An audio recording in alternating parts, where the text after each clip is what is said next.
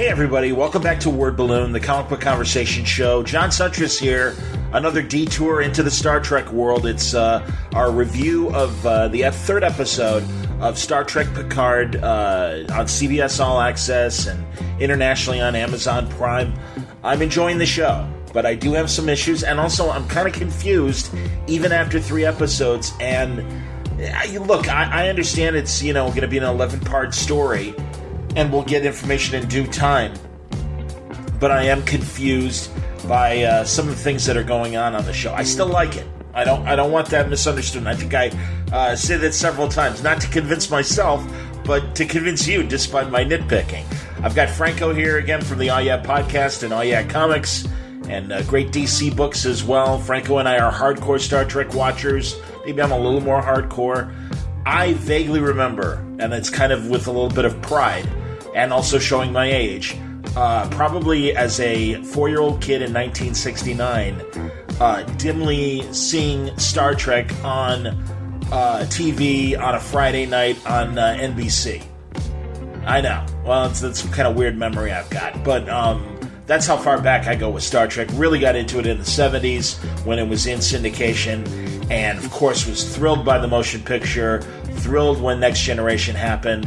Much like other Star Trek's first season, not too great. And I will say right now, 3 episodes into Picard, I think it does better than a lot of other Trek series did in their first season, 3 episodes in. But yeah, again, we discuss the episode, we talk about things that are driving us nuts, but also things that we like, and things that we're laughing at as well. I think you'll enjoy this conversation about Star Trek Picard. It's all brought to you by the League of Word Balloon listeners. Thank you greatly, League, for your support via Patreon, patreon.com/wordballoon. And I thank you very much for everything you do in terms of sponsoring the show. Is Word Balloon worth $1 a month to you? Is it worth the price of a comic book? I hope so. And I thank you for your support, League of Word Balloon listeners. This episode also brought to you by Aftershock Comics, who are shaking things up in your local comic shop right now. Upcoming new titles, John Layman's The Man Who Effed Up Time. I'll be talking to Johnny on Word Balloon in a couple days. Zach Thompson's Undone by Blood. God Killers by Mark Sable. They will be joining the Aftershock pantheon of comics. Great books like Animosity from Marguerite Bennett and Raphael De La Tour, A Walk Through Hell from Garth Ennis and Gordon Suzuka, and Baby Teeth with Donny Cates and Gary Brown. I mean, there's also Dark Art from Cullen Bunn and Juan Doe, and Tim Seeley's Dark Red, and great books by my friends like Paul Jenkins, Phil Hester, Adam Glass and Aidan Glass, the father-son writing team, also Stephanie Phillips and Matthew Klickstein. So many great writers, so many great artists at Aftershock, doing some incredible genre-bending books that I think deserve your attention. Go to their website, you'll find full story descriptions, preview pages, and how to get these stories digitally or through the diamond codes to order through your local shop at AftershockComics.com. All right, let's get into it now. You'll excuse me while I clear my throat and get things started on this review of Star Trek Picard, Episode 3 on Word Balloon. All right, here we go. All right, good. There we go. You like that one? Glad you got that all out of your system. Yeah, literally. As I'm hocking up, welcome back to another review of Star Trek Picard. This is Episode 3. And man, I'm so unprepared, but welcome, Franco. Oh, thanks, Johnny. I'm even more unprepared, but hey, as we're talking, I'll bring stuff up because we got feedback from the last episode. Ooh. Our episode, which was nice. People commented. There's somebody listening? That's awesome. But yeah, Episode 3. Well, while I'm setting up Episode 3, a little thought on the first 2 episodes, which I rewatched again a couple times to kind of like get a real sense of, all right, what the hell's going on? Can I give you one big nitpick I've got? Yes, please. And also, you were right. Or whoever talked to you about the 3 episodes together is better and more explained than just separately the way we watched them. Yes, no question. But go ahead, your nitpicky thing. Well, my nitpicking thing is about what they've said about the Romulans to explain the Jacques Vache, which is the double secret probation version of the Tal Shiar, if you're Dean Wormer. That they have this hatred of cybernetics and computers, and have you ever noticed that our computers only, or that we never got into making robots or artificial intelligence, and that our computers are basically used for numerical purposes only? Right. They're just basically abacuses. Yeah. It's like, well, like I said, it's like I got a picture of a Texas Instrument calculator in my head. And I'm like, yeah, this is as far as Romulan computer technology right now. Hey, put in whatever upside down becomes hell. I love Boobies, this. right? If you do 8008 1 something. Exactly. Hey, boobs. Anyway, so there's that, but also even further. I hate to nitpick because in general, I like Star Trek Picard. It's still fun and it's still interesting enough, but. There's that episode of Next Generation in particular because, like, why haven't the Romulans freaked out every time they've seen Data? Because it's not just the Zhat Vash that hates Cybernetics, that supposedly, that's kind of gone into full-blown Romulan culture. Right. So shouldn't they, like, freak out every time they see Data or have this look of disgust? And I remember there was an episode from the 3rd season called The Defector, and it's about that Romulan general who, is like, hey, they're planning this whole big thing, and then it turns out the Romulans were totally just setting him up to, kind of go away in failure and everything. But he has a ton of scenes with Data. First, they're in 10 Forward together, and the guy says, so, you're the famous Noonien Sun positronic burying android. He's like, I can think of a dozen Romulan cyberneticists that would love to be this close to you. And it's like, okay. I'm sorry, but it's like, yeah, you help me out with that. And then, it's just, or even further, unification. Data's there with Spock and everything, and Sela.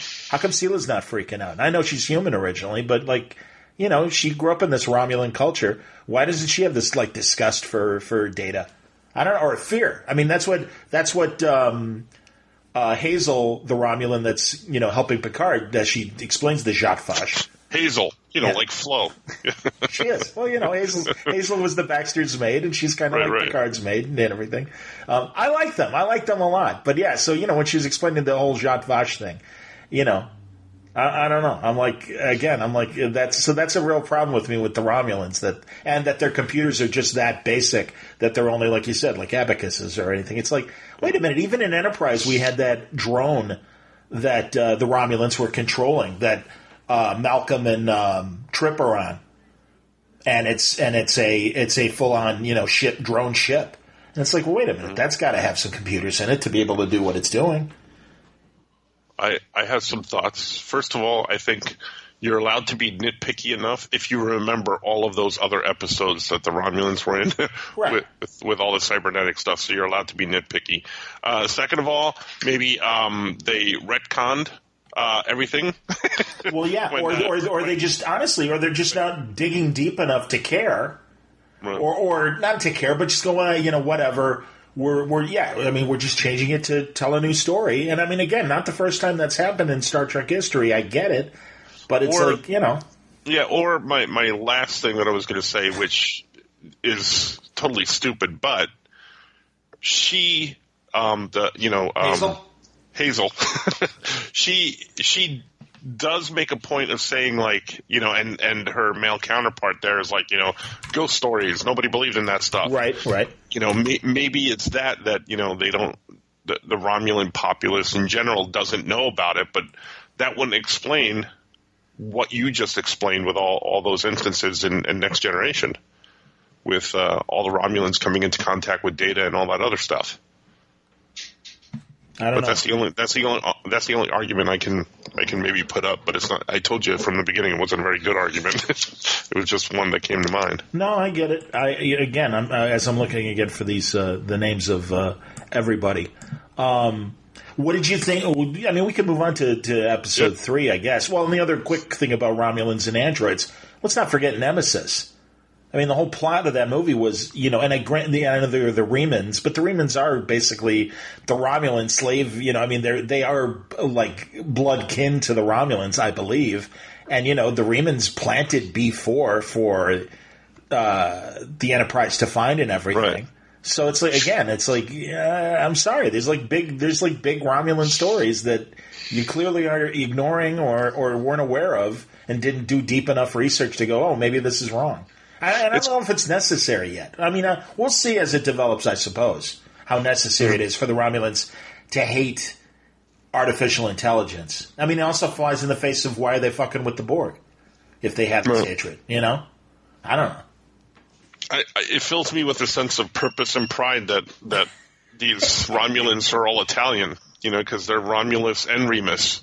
Well, that's true. Well, and also even, Secret Agent Rizzo is, hey, how you doing? Right. I'm Rizzo. Hey, oh, I'm Kinnicky. I'm Agent Kinnicky. Exactly. I'm Stockyard Channing. How you doing? You know, what the hell's going on? Jesus. I know I got nothing but great nicknames for everybody because also Captain Rios, his name is Cristobal, and I think we have to call him Crystal Balls from now on. Oh. So I like him, by the way. I got no problem with him. Han Solo? Yeah, I love him. Yeah, exactly. Yeah, or Poe Dameron. Not even Han Solo, really. He's Poe Dameron, for God's sake. But that's fine. It's cool. And I like his I like his Irish EMH. Oh, Fanta Bigara. Yeah, what's that all about? I don't know. Is it his alternate, personality sex slave there? What's going on there? Why does he have the Irish accent? What's up? I don't know. I guess now in 25 years post Voyager, you can kind of select your EMH to have a specific ethnicity, which I'm fine with. I feel bad for Robert Alexa Picardo with a different accent. Yeah.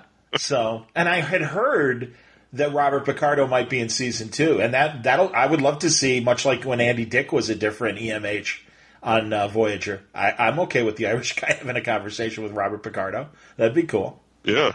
So I hope that happens. But yeah, I like them.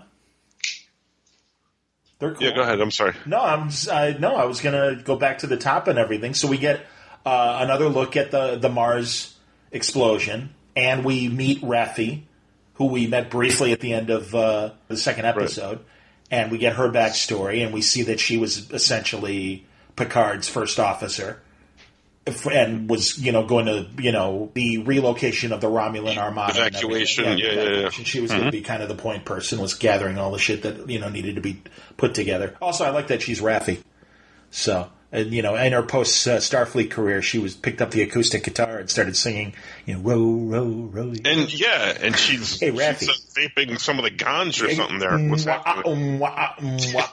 Absolutely, man. I know. She's back there with the vape. I know. That's like 21st century Starbuck, like both the original Battlestar and the Ron Moore Battlestar in terms of gotta have the hotshot pilot, and as opposed to soaking a cigar, vaping, I guess, is the modern day equivalent. And vaping ganj. Dragon leaf is what she calls it. I haven't seen that strain yet at the dispensary. That. Yeah, exactly. I'd like a pound of dragon leaf, please. Man. Do you think that's what they did? Is they're like, okay, we're going to do this Picard series, but we're going to steal all these other characters, basically these character traits from other sci-fi series like Starbuck and Poe. Yeah, and also, really, I mean, the whole artificial, replicants going crazy plot. It's like, okay, there's Blade Runner, there's this, both Battlestar Galacticus, but more the Ron Moore version and stuff, and it's like, okay, I don't mind. I mean, renegade robots is nothing new. Right. And that's okay, but show me something different with them. And I'm still trying to figure out what the Romulans are doing. All right, so the Romulans are in charge of this Borg resurrection thing. Mm-hmm. Yeah, it seems that way. But then Hugh is in charge of the cube. Did they bring back Hugh, and we see him for the first time in 25 years? And that's cool. And I love his makeup, and I love that he's got the messed up fake eye where his Borg implant used to be and everything, and that his face has heavy duty pockmarks from all the implants and everything. I was feeling a little self-conscious, which eye I should watch and follow when he was talking, but that's because one of them wasn't there. Well, yeah, it's the right eye seems to be the humanoid eye. I'm not sure if technically Hugh is supposed to be human or not, and I like his whole speech on. The XBs are like the most, least respected race in the galaxy or whatever. And obviously XBs, ex-Borg. But yeah, it's very confusing because he's in charge of the facility and still has to deal with Romulans who's, those security guys were kind of hassling him and Soji when Soji was going to go talk to Ramada, now the the Romulan mystic. Now, that's one of the things that stood out to me was because now these were all Romulans that were reclaimed in this area. Yes. And they've all gone a little crazy. Like yes. Or and something. Also, they were the last race to be assimilated by the Borg cube. By that cube. Right, before it got disconnected from the collective or whatever. Right. So yeah, and then, they're all nuts. But is there some sort of connection between all of them still? Seems to be, I'm not sure. We don't know yet. Because, again, they were all, one guy's doing the Romulan Rubik's Cube. Nice to see that the Rubik's Cube's made it across the galaxy and survived hundreds of years later. Well, one of the reasons I do this podcast with you is because I want to know these answers, and yet you have none until after the episode airs. So what good are you? I know, I'm sorry. Well, all I can do is tell you what I know from previous episodes or whatever. Oh, by the way, Raffi has a big part in that IDW prequel comic where it is this adventure before they try to, start evacuating Romulus and stuff. And it's good. It's consistent. And I like her as a character. She's all right. Yeah, well, they're all pretty new.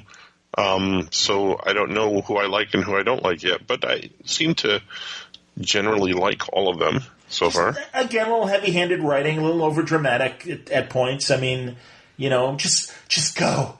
I found you a captain. Now go. Right. It's like, all right, like relax. We couldn't tell 2 scenes later she was going to show up again. Yeah, exactly. It's like, hey, guess what? We've already seen the clips. We know you're still on the show. Thanks anyway. Very, very dramatic. Very, very good. Why don't you go back to vaping? I still can't stand that, what's her name, Alison Pill? That's the one I know I don't like. Agnes.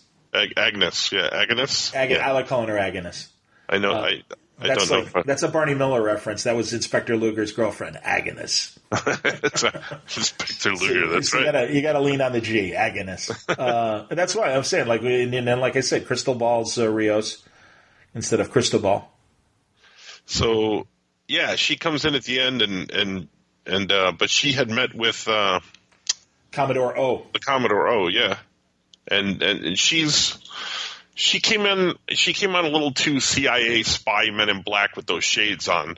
You're telling me that in the future, after all these advances in scientific technological advances, that they couldn't come up with a better sunglass Foster look? Grants. Foster Grants exists in the 24th century as well. Nope. She looked like she got those out of the 80s.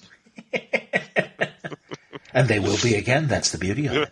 That's like in Star Trek 4 when Kirk's selling his glasses. Weren't those a gift from Dr. McCoy? And they will be again. That's the beauty of time travel. I don't know. Well, I'll be honest. Now she enters. They have the big Tal Shiar attack on Chateau Picard, and Hazel and Alfred Romulans are able to defend Picard admirably. I like them. I really do. They grow on me. Yeah. Every episode, I like them that much more. So I give them credit. But yeah, I mean, come on. It is Hazel and Alfred. Come on. Right. Or Mrs. Garrett. What? I want to go back to space, Mrs. Garrett. What? No. So, it's dangerous out there. What's out there? It's dangerous out there. You can't go out there. Exactly. Oh, God. And also, again, he's 92 supposedly on this show. First episode, he gets blown up and thrown a good 50 yards and walks that off. Hey, where was I? Oh, you got blown up. Well, I'm much better now.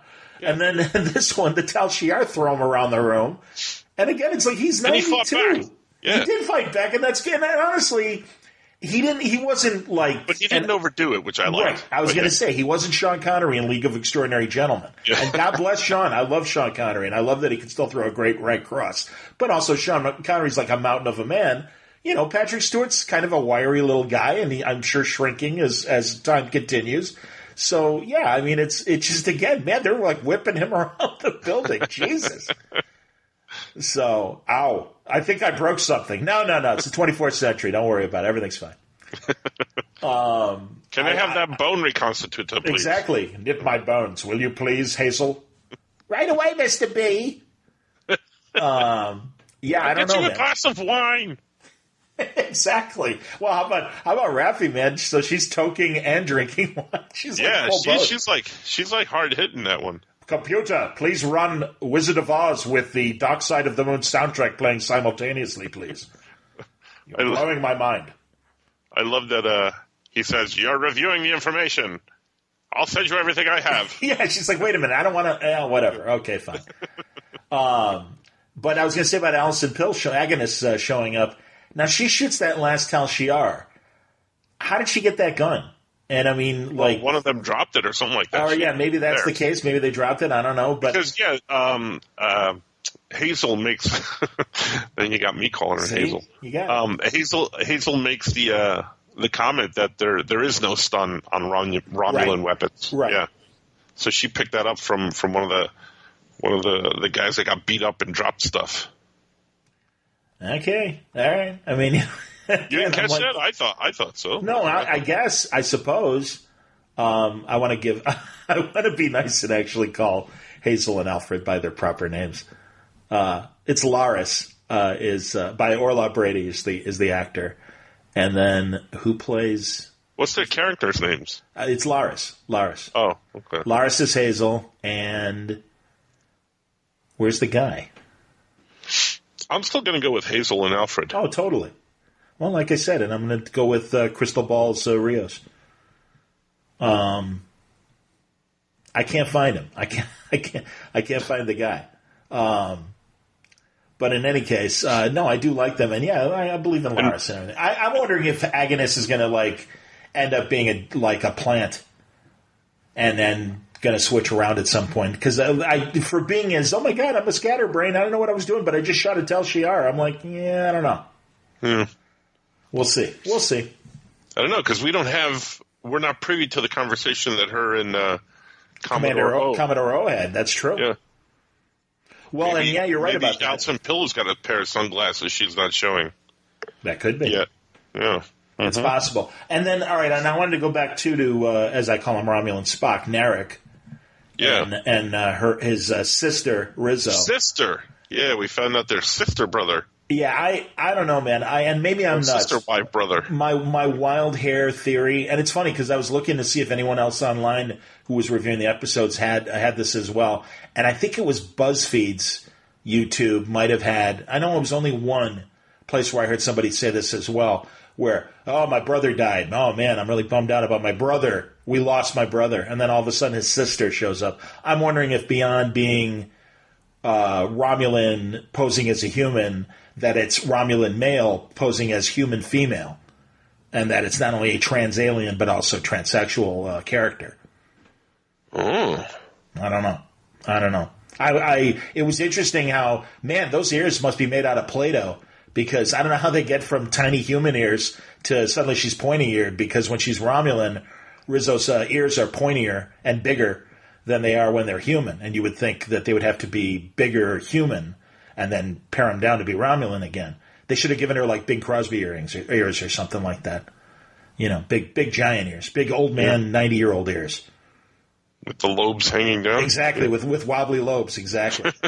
Totally. That's like, because really, like her Romulan ears are bigger. I mean, I'm interested now. I want to know the cosmetic surgery involved in turning her human and to Romulan to human and then back to Romulan again.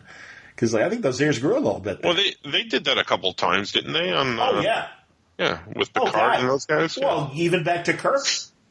There's that original series episode in the third season when Kirk, McCoy makes Kirk look like a Romulan so he can go on the Romulan ship and steal the cloaking device. Right.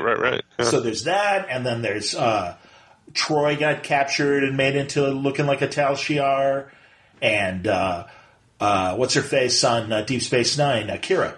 Kira was made to believe that she was always a Cardassian sleeper agent. Mm-hmm. And there was that episode. There's been even Enterprise episodes where Archer and other crew members are made to look like other aliens and stuff. So that's nothing new. Right. But I wonder if they put the extra spin on it, and that's going to be what a twist, that not only is Rizzo Romulan, but also really a Romulan male. Oh my gosh. How about it? It's possible. Little weird, kind of creepy brother-sister kind of sex stuff between Rizzo and Narek, I think. Yeah, maybe they're on a Discovery or TLC, like, brother sister wife show that they're filming secretly. Besides the Picard. Can I kill my brother? I don't know. I liked when that first shot when we come into the Borg cube that they go through the different sections, because there's obviously a whole bunch of stuff going on that ship. Right. Yes. That's true. That's very true. Well, and also it confused me that there's the Borg that they're resurrecting, and they call them the Nameless, and it's like, and then she speaks to the Nameless in their own language, as Hugh observes. And I'm like, I thought that was like they didn't know what the race was. I'm going to have to go back to that second episode and understand the explanation of the Nameless, because I thought she spoke. I'm assuming she spoke Romulan to them. I don't know that one thing, and that's why Hugh or whatever. I like Hugh. I like Hugh in it. I like what he's doing. I like that. I'm just still not. I'm not. Clear on who owns this cube. It seems to be the Romulans' property, but why is Hugh in charge of the cube and not a Romulan? I don't understand these political dynamics. Well, I don't know if he's in charge of the cube. I think he's in charge of those sections that are holding some of these reclaimed. I guess. I don't know. I got to watch the episode again to fully that's get why it. It's like, okay, that's not very clear. And again, is it so?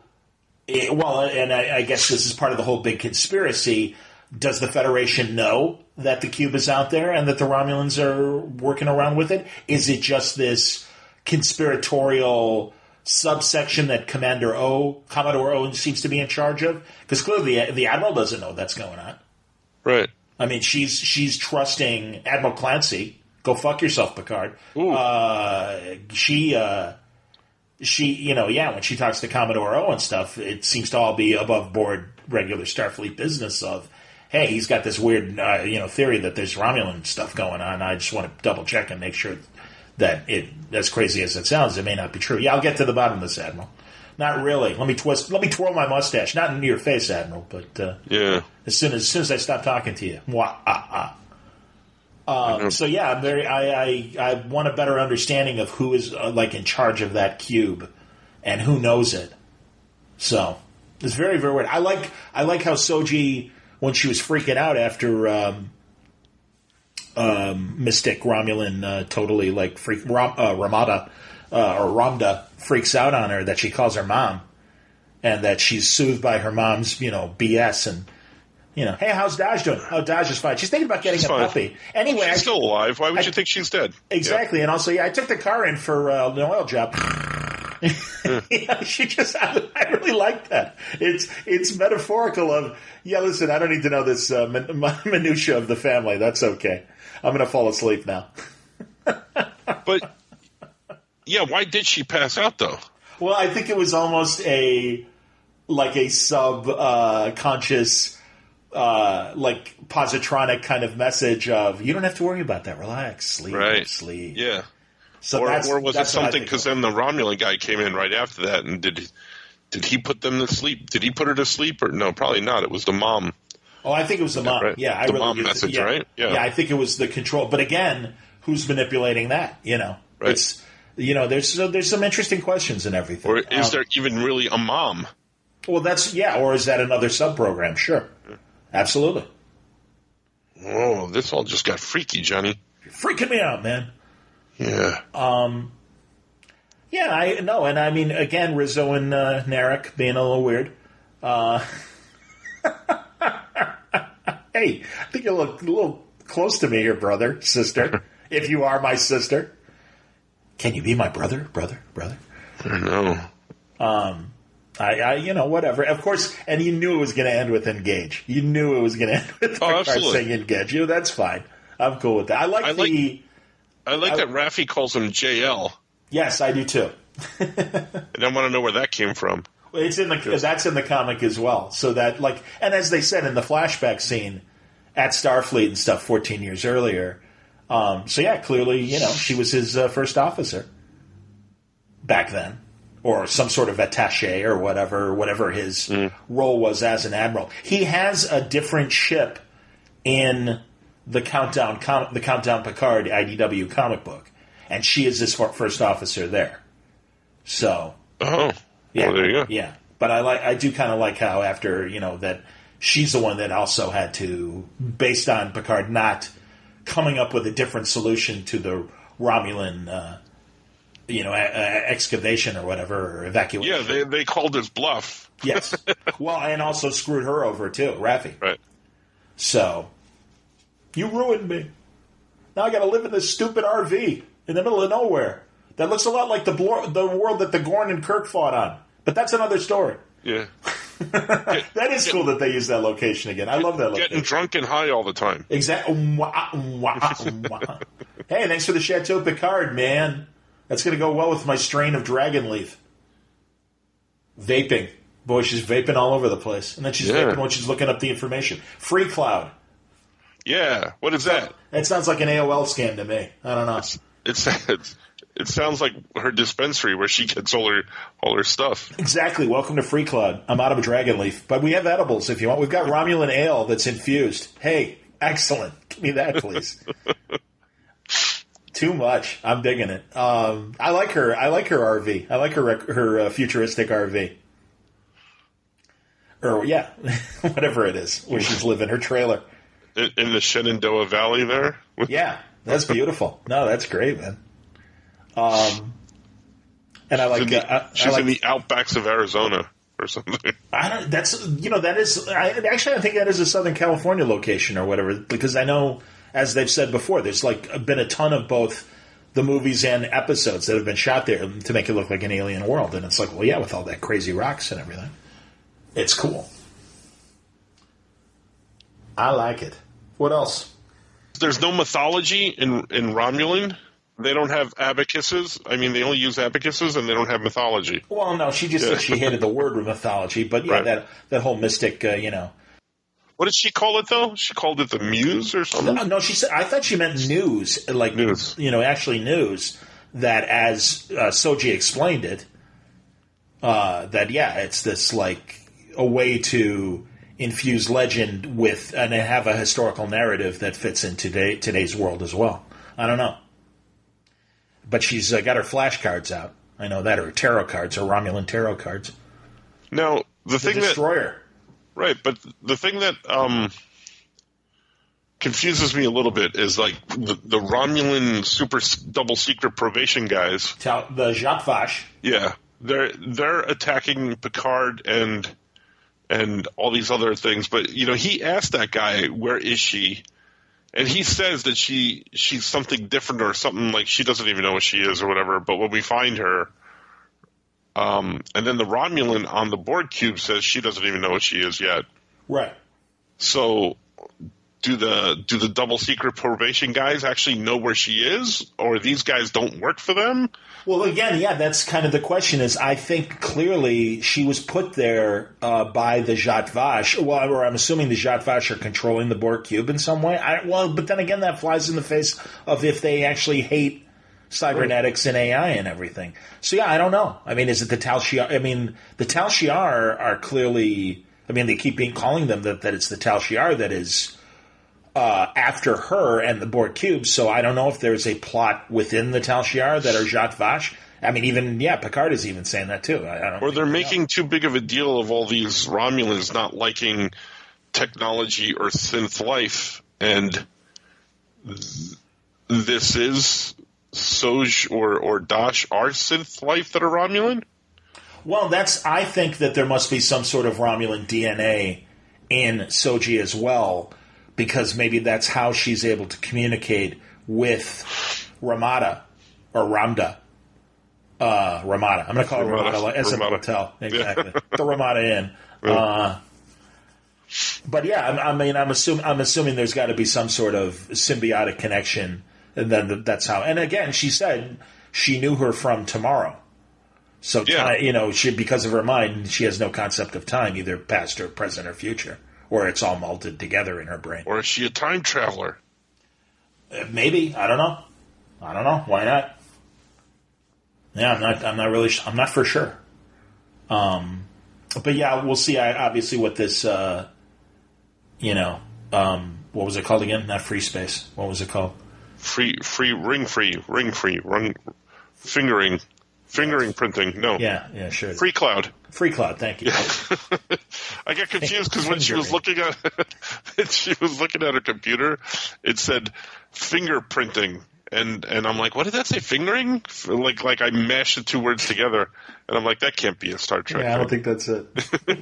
I think you have to pay $20 more to get fingering. Actually, I don't know. And again, we'll find out, I suppose. And obviously, we'll get a couple more crewmates. We'll get the guy with the sword.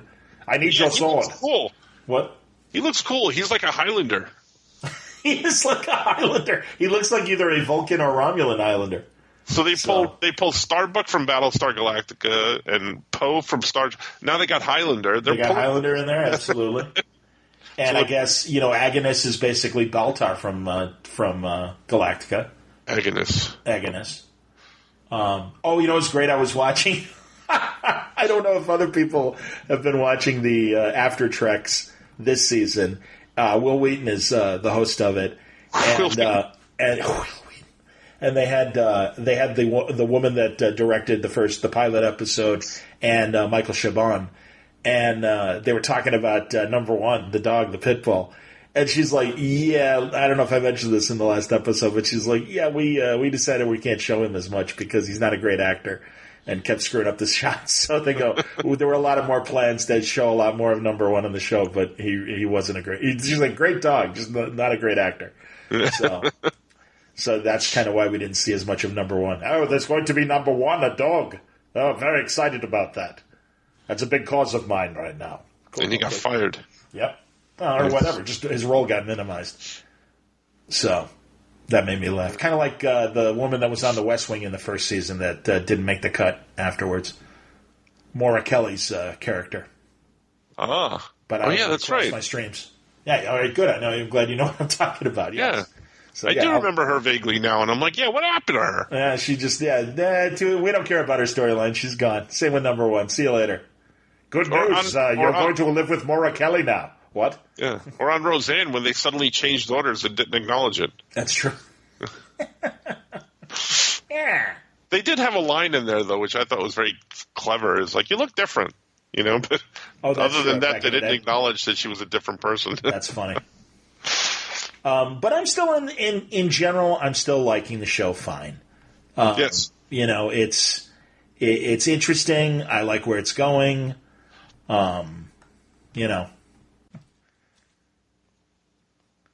Let's talk more about Crystal Ball's Rios for a second.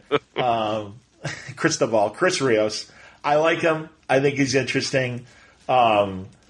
It kind of cracked me up when Picard is like, look at the way you keep your ship. Yes, I know you've got a blade in your shoulder, but you are clearly Starfleet. Starfleet, yeah. Oh, yes, I sense the crew cut behind your long bangs and unshaved face. I can see you coming a mile away. Yeah. It's like, all right. Again, this is that ham-fisted writing, man, where I'm just like, yeah, all right, maybe. I don't know. And don't forget me. Well, always after me Lucky Charms. I'm the EMH. He was very excited. Picard was very excited. It was like the closest you get to being excited at that age nowadays. Yeah, I suppose. I don't know. And again, and it shows Raffi, and I guess she kind of explained in the flashback too that she's got this like almost encyclopedic knowledge of other former officers that you can like get a hold of and stuff. So that didn't surprise me. And obviously, again, this is somebody that's on the outs of Starfleet. They allude to Rios's former captain who died in his arms or whatever. When he's having that conversation with the EMH, and laddie, you seem down. His blood and brains were all over the bulkhead. Yep, exactly. Yeah. That must have been a hell of a hit. So I'm counting on a flashback scene coming up explaining why Rios left Starfleet in some fashion. So, but I gotta say, for the most part, I'm liking the flashbacks. I think they're informative, and I think we're getting a decent understanding of these characters. I think from the teasers for next week. We're understanding Highlander swordsman that's coming up and everything, and it looks like there's a flashback to when he's a little boy, and Picard is like teaching him how to sword fight or whatever, or fence, in some fashion. Oh, right, yeah. So that's just an extrapolation of that quick little teaser, but that's my guess. No, I don't. You know, again, I'm intrigued enough to find out more about these characters, and like, all right, let's see what they go. Even Agnes. Well, I'm glad you like her. Well, that's surprising because I got to tell you, I hated her on the Newsroom. Alison Pill. That's where my hate comes from. I understand, but then again, she was great on Scott Pilgrim. Mm-hmm. I liked her there, and where else have I seen her? Where I liked her? Oh God, what did I just see? And she was in it. There was some weird movie with Frodo. Wasn't it Frodo? Yeah, Elijah Wood. And she's like the love interest in that. I think it was Cooties, like a horror movie from somewhere around the Scott Pilgrim era or whatever. Oh, and also, I really like her in Midnight in Paris, the Woody Allen movie with Owen Wilson, where she's Zelda Fitzgerald. And she was funny. I thought she was a good Zelda Fitzgerald. I thought that was a very good part for her. So, I don't know. You know, 20s party girl is a little nuts. Yeah, I don't know. So we'll see. Agnes. She's very big in robotics. You have to take her. I guess so. And I'm really, really hoping that Bruce Maddox is played by the same guy. Because, I mean, and they're doing a great job bringing back Hugh. And I loved back in the Deep Space Nine years when they did the Trouble with Tribbles episode. And they got the guy who was, the Romulan that was the human. And by the way, there's another example of former aliens changing races and stuff. Or, yeah, I guess races. Racist. Ooh. So Mr. Darvin, I want to say, was from Trials and Tribulations and Trouble with Tribbles. I'd have to take your word for it. He was the Klingon that was actually, was posing as the human. Right. Back in that original episode, and then they brought him back. That was cool. It was the same actor. I don't know. We'll see.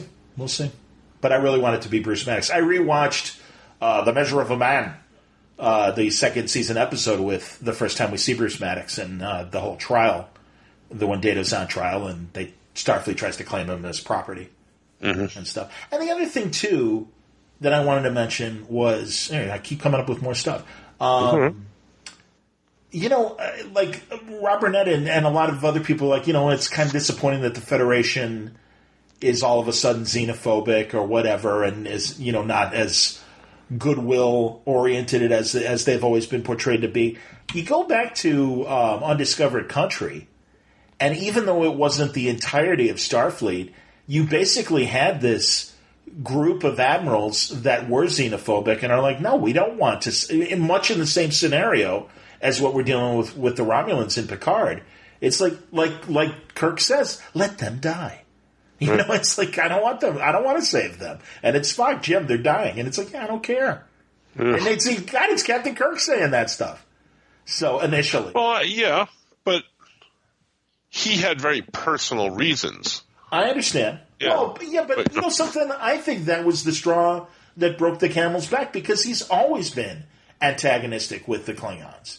And he's always been ready to fight them more so than save them, with the exception of that episode, even with Kang, Day of the Dove. We have no need of aliens telling us to hate humans. I don't know. The only one he played with was Captain Koloth from Trouble with Tribbles, because, they kind of were just kind of doing a little dance with each other, more so than like, I will kill you, Kirk. Mm-hmm. But yeah, they're Klingons. You can't trust them.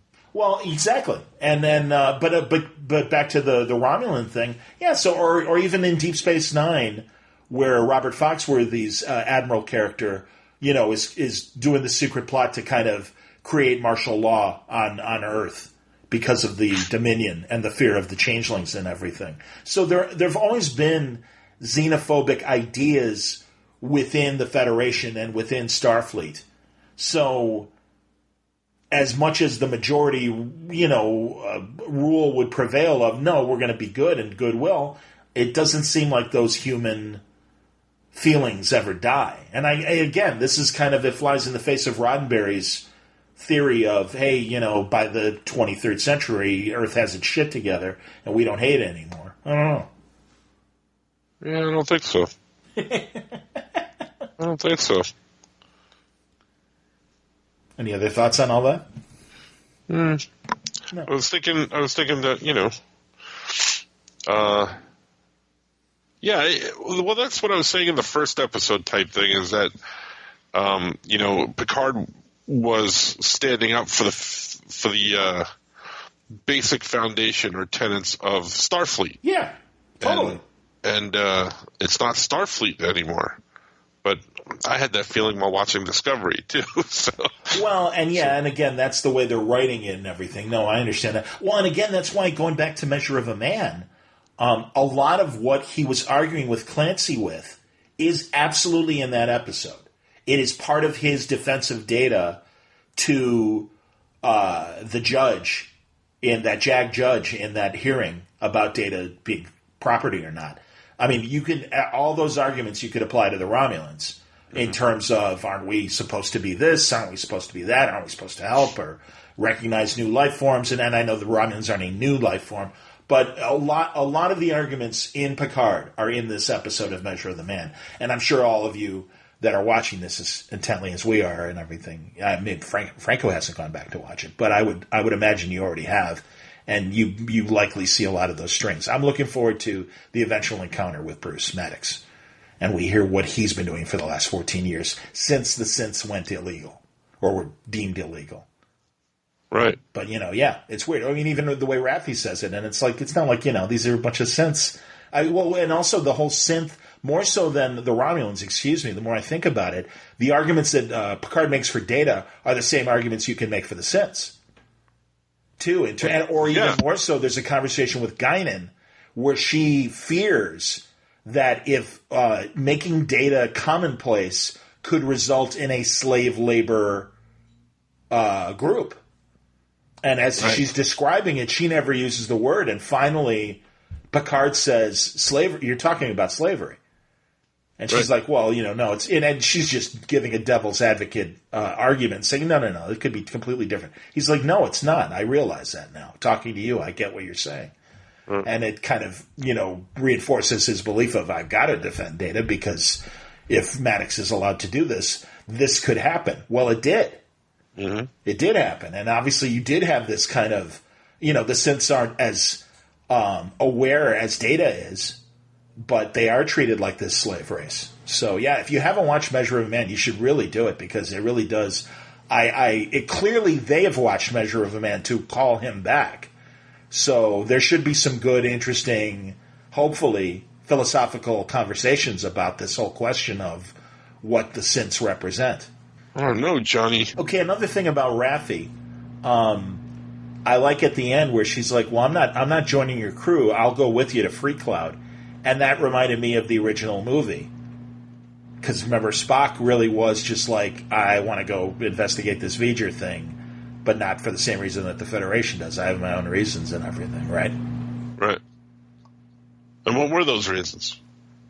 Well, V'ger spoke to him while he was getting the Kolinar on Vulcan, and he was about to go full logic, and all of a sudden he sensed V'ger. Right. I mean, he makes the whole explanation when McCoy and Kirk are having their first real private conversation. Would you please sit down? and then he goes through his on Vulcan. I sensed a whatever, a life form or whatever. Obviously Raffi saw something in Free Cloud that had triggered something with her, likely something that hasn't been teased yet. But there's something. But she's going. But do you think these Dash and whatever Soji, specifically Dash, she went to go seek out Picard, right? And is there something implanted in her by Maddox or something else to go to Picard? Yeah, I would think so. Because she was in danger at the moment, and is that going to happen to Soji? Yeah. Well, and again, that's why it was interesting when the Romulan attacked her, when Ramada attacked her. That she didn't flash to Picard. Instead, she flashed to her mother. I don't know. I mean, I imagine it will eventually happen, but I'm not sure. We'll see when, and maybe Hugh will be the one. Maybe Hugh's. I don't know. We'll see. But I would imagine some sort of programming will awaken in her to trust Picard eventually. But does she have to be in danger? Because that's what happened with Dash. Right. I don't know. I'm not sure. We don't know. We don't know how Picard is going to, and his crew are going to get from where they're going now to Freecloud to, having the information about the Borg cube. I assume that they're going to get that information on Freecloud or whatever. Freecloud to me always sounds like it's some online Amazon service that you want. Subscribe to Freecloud today. Apple iCloud. Exactly. Freecloud. Does that get bundled with my internet service, or do I have to pay extra for that? Do I get free Disney streaming with my Verizon? Yeah, it's part of Disney Plus. Exactly. Freecloud. Hey, fantastic. Exactly. Or it's, with Apple Plus. CBS All Access. Yeah. If you have an Apple TV, you already have Freecloud. But, of course, Raffi doesn't have that because she's out in the desert, in her RV. Well, she's stoned out of her mind. She doesn't know what's going on. Do I have Freecloud? I don't know. All right, man. I thought I had Freecloud, but I was just staring at the wallpaper. Tommy Chong is Freecloud's is Raffi's guru. Hey, man, who's this Picard dude? He's got great wine, man. I was going to bring Boone's Farm over, but this is much better. And he's got a dog named Number One, and then I watch him do Number One. I was going to say, does he pee all the time, man? Wow. That dog's got a weak bladder. That's why I called him Number One. He's drinking a lot of wine, man. Yeah. And Number One's walking in walls from all the wine he's lapping up. Easy Number One. Here's another thing about Hugh that confuses me, or really just, again, the structure of the hierarchy of who owns the Borg cube and what's going on. Because Soji, I'm assuming for the purposes of most of the Romulan crew, is a human that's being allowed to work on this Romulan Borg cube. There's also a Trill. You remember in the second season, or the second episode, the newcomer that's like, oh, I'm really freaked out or whatever. And she's like, oh, yeah, it's not a big deal. You'll get used to working with Romulans, whatever. Mm-hmm. But she was a Trill.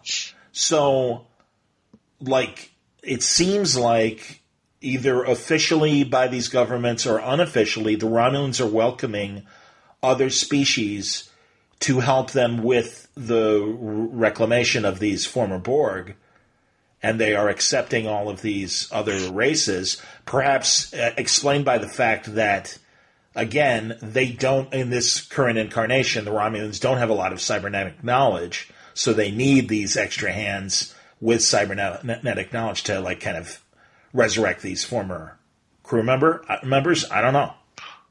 Yeah. I don't know. Do you get any thoughts on any of that? No. None whatsoever.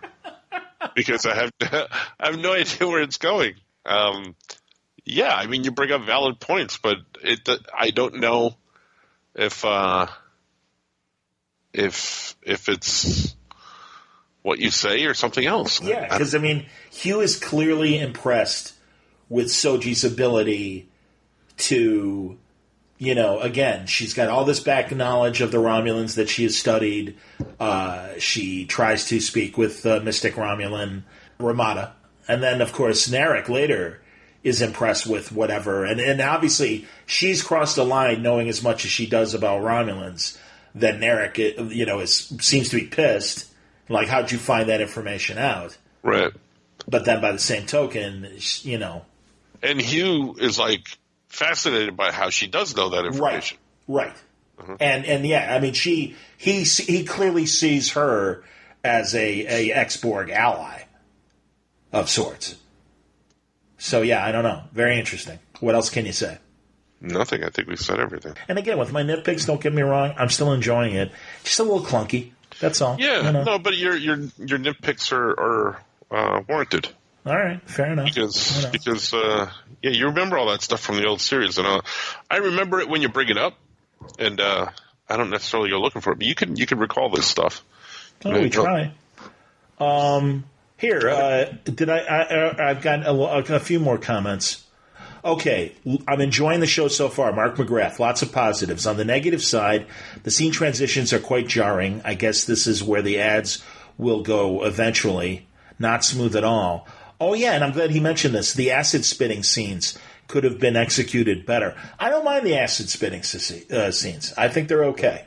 And I feel like that as an extra weapon. And it made me laugh when Alfred Romulan just took his coat off and stamped on it. But I do kind of like that. I think that's pretty funny. And then Paul Henderson made the observation, looking at Patrick Stewart. Is it just me, or does this look a little bit like Egghead from Batman? Oh, come on now. Exquisite.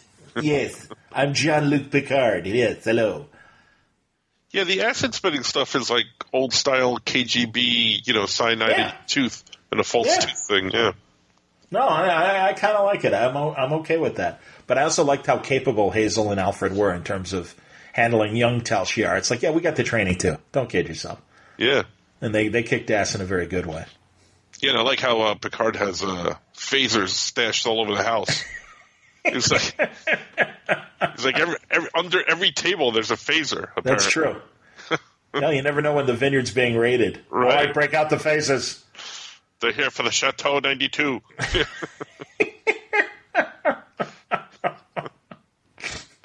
Well, I am enjoying it more. I'm very excited to see Free Cloud, and I'm glad we're in space. So let's see what the rest of the galaxy looks like these days. And I don't know. We'll see more, I guess, next week. But it's interesting. I am rewatching the hell out of all these episodes, waiting for the next episode. Because I'm enjoying it so much, and that is something I can't say I was doing with Discovery. Discovery, right? Yeah. Really. I accepted each episode like, all right, whatever, and it's like, I guess I'll keep going because I'm invested in the story. But yeah, I'm very excited because they showed the coming scenes. Now, I don't know if that's for the next episode or eventually episodes, but we're getting a Romulan Highlander there. And, absolutely. No, I think that is going to be, I think that's happening in Free Cloud or whatever. And also the Romulans only area where a bunch of them were sitting around having a picnic of some sort. Mm-hmm. Picnic with Agonists, yeah. With Agonists, yes, exactly. We'll see. And let's hope for more of the Irish EMH. Oh, laddie, I don't think you like it. No. Oh, I took the shrapnel out of your shoulder. I can give you the Notre Dame highlights of last night's game. We don't care. Sorry, no, Crystal Balls doesn't care about that. Captain Crystal Balls. So, all right, well, there you go. Be sure to check in next week as we do another rewatch or review of... Well, engage. All